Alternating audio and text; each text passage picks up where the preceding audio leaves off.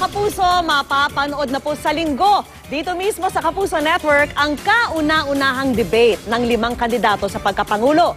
Silipin na natin ang mga paghahanda sa Cagayan de Oro kung saan gaganapin po ang Pilipinas Debates 2016. At mula po sa CDO, nakatutok live si JP Soriano. JP! At Vicky, daang-daang mamamahayag ang inaasahang magko-cover ng makasaysayan at kauna-unahang presidential debate dito sa CDO at muling kinumpirma ng COMELEC Vicky na dadalawang lahat ng kandidato sa pagkapangulo para sa Pilipinas Debates 2016.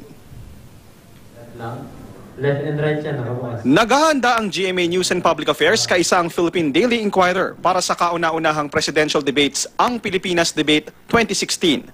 Mapapanood ng live sa linggo alas 5 ng hapon dito sa GMA ang paghaharap sa kauna-unahang pagkakataon ni na Vice President Jeja Marbinay, Senators Miriam Defensor Santiago, Davao Mayor Rodrigo Duterte, Senator Grace Poe at dating Secretary Mar Rojas at kung paano nila sasagutin ang iba't ibang mahalagang issue.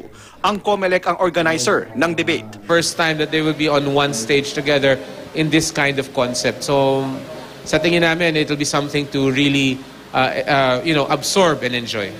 Ang venue, ang Capital University sa Cagayan de Oro. At dahil sa Mindanao ito gaganapin, matatalakay ang mga problema sa rehiyon. Ang mga GMA anchors na sina Mike Enriquez at Jessica Soho ang moderators ng debate kasama si John Neri ng Philippine Daily Inquirer.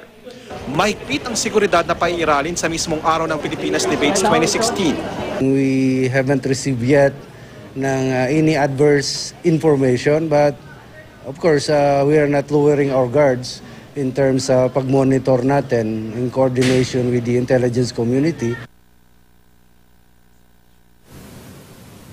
At Vicky, nakikita nyo nga yung pinaghandaan at modern na entablado kung saan tatayo ang mga kandidatong lalahok sa presidential debates na yan ng GMA at ng PDI at modified dual moderator format ang gagamitin. At sa araw mismo ng debate, Vicky, ay bibigyan muna ng tig-1 minutong opening at closing remarks ang mga kandidato at kasunod niyan, syempre, ang inaasahang kapanapanabik na debate.